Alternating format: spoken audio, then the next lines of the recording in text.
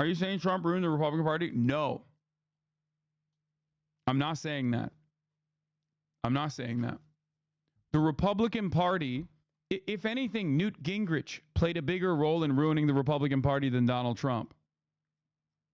Because Newt is one of the guys most responsible for culture war issues. Okay? Like changing the dynamic from like trying to at least present your best foot forward and say we're the fucking cut taxes party to like to being the party that personally was invested in just culture war shit. Okay? Trump simply accelerated that to its logical conclusion. He took it to the next step. He was like, oh, instead of talking about potential national security compromises that immigrants might face if they come into this nation, let's just say they're rapists. Like, there's just, why would I hide the real thing that I'm trying to say? Okay? And basically that's what happened. And that's what they've been going off with. Now, a lot of old heads will remember this, and some new heads might know this if they're like at my level of, at my level of political autism. But Mitt Romney, when he was the leader of the Republican Party running up against Obama, wanted to be pro-immigration. The Republicans were like, maybe we should restructure our narrative around immigration. Donald Trump took that and flipped it. He was like, what are you, fucking stupid? Absolutely not. They're rapists, they're drug dealers, and some are very fine people. Famously said that. And then everyone was like, oh my God, I love this narrative. Oh my God. Oh, it's my favorite narrative. Okay? He completely flipped the script on immigrants. Mitt Romney was trying to hit that like immigrants are the backbone of this country. We should, like, he was trying to do like potentially even Reagan style amnesty. You know what I mean? Like they were angling, they were seeing the demographic patterns change in places like California, in places like Arizona, New Mexico, Nevada, and how important the youth Hispanic vote was in capturing these states and turning them potentially solidly blue, which had already happened in California, obviously. So he was like, him and the Republican Party was looking to change the narrative around overt white nationalist sentiment, especially when it comes to immigrants. Okay? Donald Trump turned around and was like, fuck that, YOLO. We're doing the wall, build the wall, baby. And people love that shit. Okay? People fucking loved that shit. They loved it. Then they didn't love it when it actually turned into real policy. When they started seeing crying children, when they started seeing crying Guatemalan children wrapped up in that aluminum foil inside of these fucking facilities, they were like, okay, never mind, I hate it now. I didn't know it was like that. And then it was very unpopular.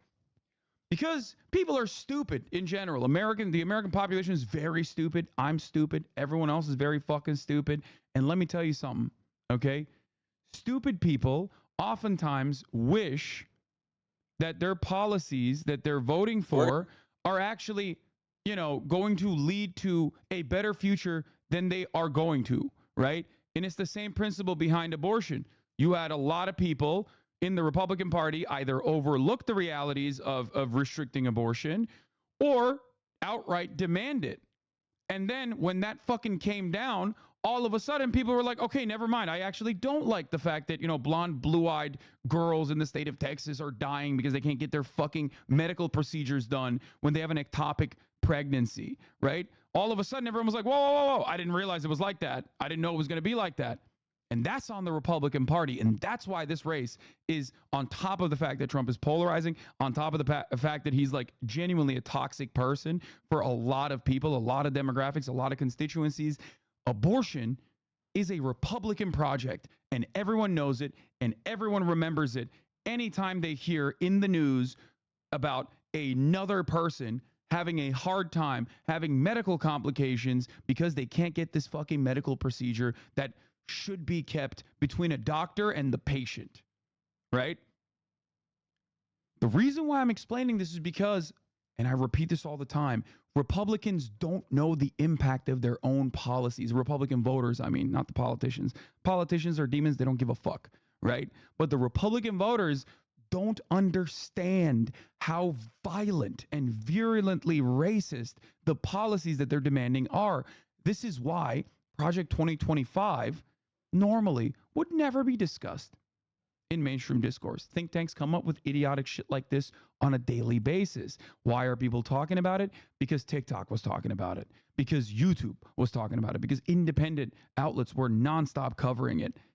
The Democratic Party dropped the ball. Independent media actually picked it up for them and delivered them a gift. They were like, listen, they fucking suck, but we are seeing this. This is a pretty good fucking thing to maybe focus on. Okay? Now, that's why Donald Trump is currently saying, oh, dude, I don't know what this Project 2025 shit is. Yo, believe me, I don't fucking know. I don't fucking know. I don't know what's going on here. Yo, chill. Everybody chill.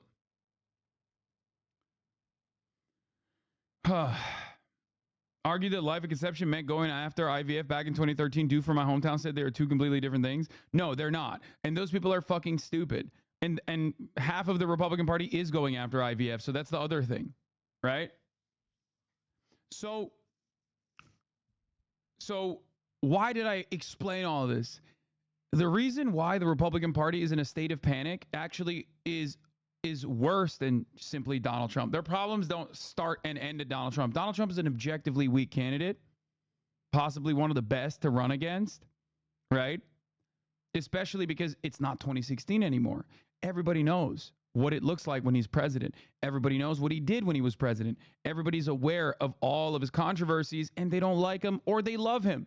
But people have made their minds up, and he no longer has that like outsider, I'm anti-establishment, take a shot in the dark for me if you hate all the fucking liberal bicoastal elites. He doesn't have that massive advantage, right? He doesn't have that no more. So now it's just a cult. And the cult could grow, but it doesn't seem likely because, like I said, people have made their fucking minds up over already. Like, he's already been president. People know what it felt like, right? So beyond that, though, the Republican Party still has the very same issues with populism and right-wing reactionary attitudes because there is a base of voters, the evangelicals and the fucking MAGA cult in general, which is reductive to say in this circumstance, but like post-Trump, there will still be like almost a Chavista style momentum in the Republican Party of like people who are following in the spirit of Trumpian politics. Post MAGA, post Trump, the Republican Party is still going to have these issues where there are going to be people who are like, no, we got to be right populist, and then there are going to be people who are going to say, no, we have to. We have to fucking. Twitter's cooking your ass right now. What is this? If JD Vance simply said Mountain Dew, it would have been fine, relatable even. That's regular Joe blue collar soda.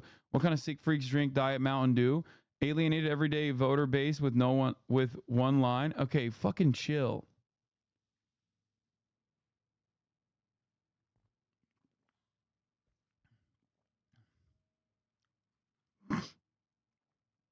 I know Trump is claiming not to know about Project 2025, but is it still a concern? Fuck yes, it is. Fuck yes, it is. Are you crazy? Of course it is. Bro, Project 2025 is just the Republican Party